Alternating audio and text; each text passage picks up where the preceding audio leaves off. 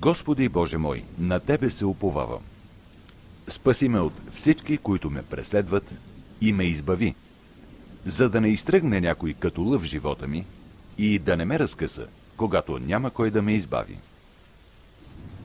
Господи Боже мой, ако съм сторил нещо, ако има неправда в моите ръце, ако съм се отплащал със зло на онзи, който е бил в мир с мене, ако съм обирал този, който ме е притеснявал без причина, нека врагът да ме преследва и да ме хване.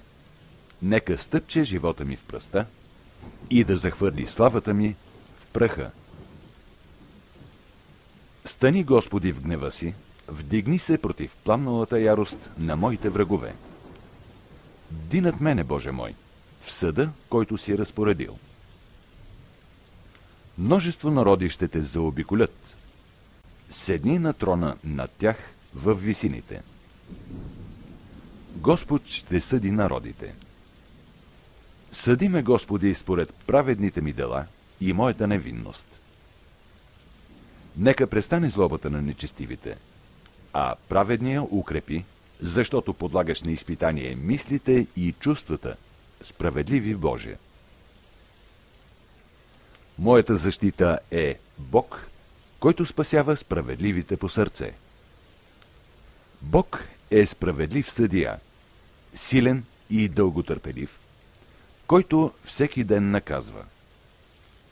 Ако някой не се покае, Господ изостря меча си, изопва своя лък и се прицелва. Приготвя за него смъртоносни оръжия, подготвя своите палещи стрели.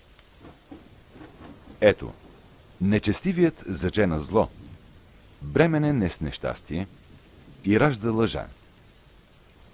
Изрови ров и го издълба, но падна в направената яма.